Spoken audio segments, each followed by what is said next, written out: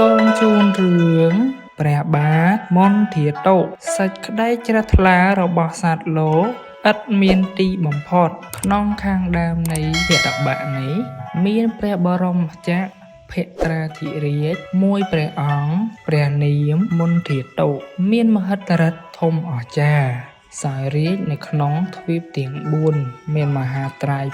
84,000 ព្រះអង្គជាបរិវារមនុស្សក្នុងចំនួននោះមានអាយុកំណត់មួយអសង្ខ័យឆ្នាំឯព្រះបាទមន្ធាតុនោះមានឥទ្ធិពលសម្បើមអស្ចារ្យណាស់គ្រាន់តែទះដៃវេលាណាមានភ្លៀងកាវ7ប្រការធ្លាក់ចុះមកវេលានោះទ្រង់នៅជាមួយកុមាររត់លេងសប្បាយដោយល្បែងក្មេងជាង 80,000 ឆ្នាំដល់ព្រះជន្មគម្រប់ 80,000 ឆ្នាំ 4,000 ព្រះរាជបិតាទ្រង់ប្រទានកិត្តិយសឲ្យធ្វើជាឧបរាជបានចំនួន 84,000 ឆ្នាំបានទទួលរាជជាពិសេសជាស្ដេចបរមចក្រភក្ត្រាធិរាជសោយរាជ្យបាន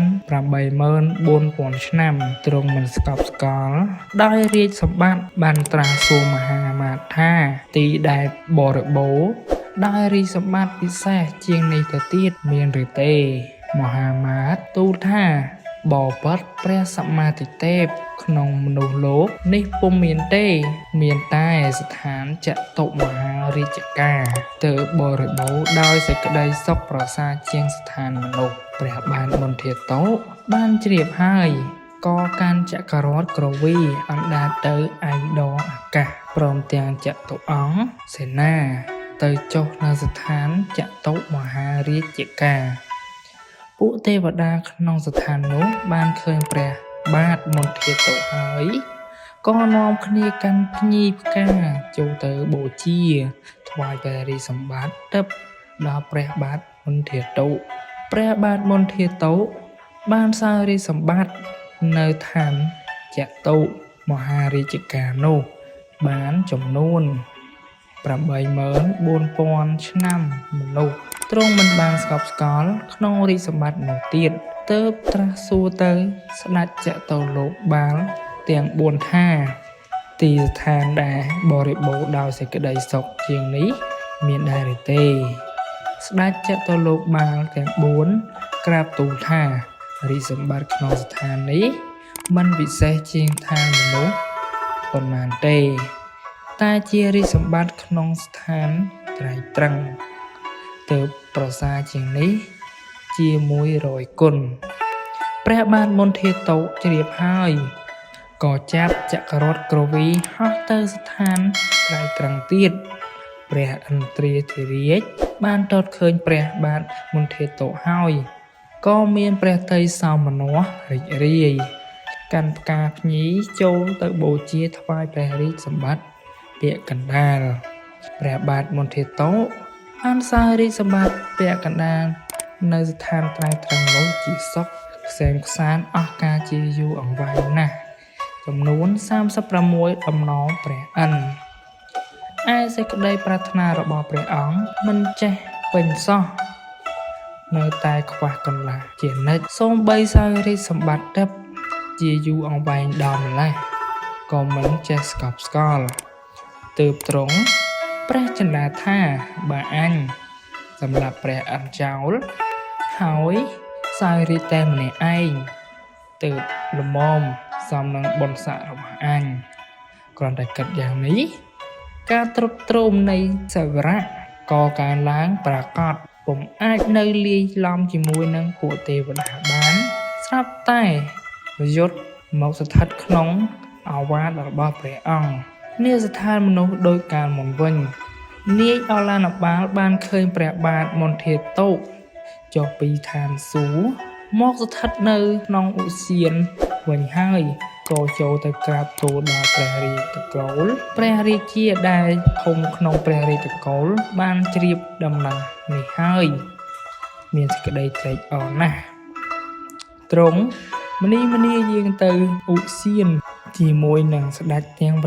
84,000 ព្រះអង្គចាត់ចែងក្រារៀបចំរាជសេយាសនៈដ៏ប្រសើរក្នុងឧសៀននោះព្រះបាទមន្ធាតុ ទ្រង់ឡើងទុំលើសេរីរាជសីយាសនៈនោះហើយបានប្រកាសប្រាប់ដល់ព្រះរាជវង្សានុវង្សទាំងឡាយថាយើងលែងក្រោកជាអសន្ននេះហើយអ្នកទាំងឡាយចូលចាំគ្រប់គ្នាថាសេចក្តីប្រាថ្នារបស់សត្វលោកធំទូលាយវែងឆ្ងាយឥតមានទីបំផុតទ្រង់មានព្រះបន្ទូលដូច្នេះជាដើមហើយសោយទីបង្គត់ទៅបានទៅកើតនៅក្នុងសុគតិភពតាមសំគួរដល់បុព្វកម្មរបស់ព្រះអង្គឯបព្វកម្មរបស់ព្រះបាទមន្ធាតោដែលមានឥទ្ធិពលធំអស្ចារ្យគ្រាន់តែទះដៃមានភ្លៀងកែវ7ប្រការធ្លាក់ចុះមកពីអាកាសនិងមានព្រះជន្មវែងហើយបានសោយរាជសម្បត្តិទឹកទៀតនោះគឺការសាសនាព្រះសម្ពុទ្ធព្រះនាមវិបក្សីរាប់ពីភតបៈនេះទៅក្រោយចំនួន91កាប់កាលនោះព្រះបាទមន្ធាតោកើតជាបុរសកំសត់ម្នាក់នៅក្នុងនគរពធនមតីជាអ្នកស៊ីឈ្នួលជួលប៉ះជុលសម្លៀកបំពាក់ចាស់ដាច់របស់អ្នកនគរនោះថ្ងៃមួយពួកពុទ្ធបរិស័ទបានរៀបចំចាត់ចែងថ្វាយមហាទានដល់ព្រះសង្ឃមានព្រះពុទ្ធជាប្រធានឯបុរសកំសត់បានដឹងថាគេរៀបចាត់ចែងនឹងថ្វាយមហាទានដូច្នោះហើយក៏សង្វេគចំពោះខ្លួនថាអោអាត្មាអញជាមនុស្សសេះសល់ថោកទាបជាទីបំផុតពុំបានចាត់ចែងមហាទាននឹងគេសោះពីព្រោះជាអ្នកតល់ក្រពេលនេះបើអញមិនឆ្លៀតធ្វើទានទេពុំដឹងជាតិណានឹងបានរួចផុតពីសេចក្តីទុក្ខលំបាកគិតឃើញដូច្នេះហើយសទ្ធាក៏កើនឡើងមាំចំពោះគុណព្រះសម្ពុទ្ធពេលនោះខំជួសប៉ះជុលសម្ពុទ្ធឲ្យបុគ្គលម្នាក់បានលុយមួយមួយសាក់ដឹងថាពេលថ្វាយមហាទានជិតមុតដល់ហើយក៏មនីទៅផ្សារទិញបានគ្រាប់សណ្តែកស្ងោរមួយកំប៉ុងយកទៅដាក់បាតទៅដល់រោងទានពុំបានឱកាសនៅចូលទៅដាក់បាតឡើយព្រោះខ្លួនជាអ្នកតល់ក្រថោកទាបពួកមហាជនមិនបើកឱកាសឲ្យចូលទើបគិតថាអញអស់បានចូលទៅចិត្តព្រះសម្ពុទ្ធនិងព្រះសង្ឃហើយបើដូច្នេះអញគួរបោះគ្រាប់សណ្តែកសំដៅទៅត្រង់បាតព្រះសម្ពុទ្ធនិងព្រះសង្ឃចុះបើចូលទៅក្នុងបាតតែមួយគ្រាប់គង់តែមានផលច្រើនបុរសកំសត់ក៏ចាប់គ្រាប់សណ្តែកស្ងោរបោះទៅដោយអំណាចឫទ្ធិព្រះសម្ពុទ្ធគ្រាប់សណ្តែកក៏អណ្ដែកទៅធ្លាក់ចូលក្នុងបាតជាលំដាប់តាំងពីបាតព្រះសម្ពុទ្ធជាម្ចាស់ដរាបទៅដល់បាតព្រះសង្ឃឥតមានជ្រុះទៅទីដតីមួយគ្រាប់ឡើយបុរសកំសត់ឃើញអាចារ្យដូច្នេះសេចក្តីជ្រះថ្លារឹងរឹតតែកើនឡើងយ៉ាងក្រៃលែងទើបតាំងសេចក្តីប្រាថ្នាថាដោយអំណាចការបួងសួងរបស់ខ្ញុំនេះក្នុងអនាគតកាលសូមឲ្យបានធំជាងជនអ្នកត្រូវការដោយកាមទាំងឡាយបើខ្ញុំលើកដៃទះឡើងវេលាណាសូមឲ្យភ្លៀងកែវ7ប្រការធ្លាក់ចុះមកពីទីអាកាសវេលានោះពុំខាន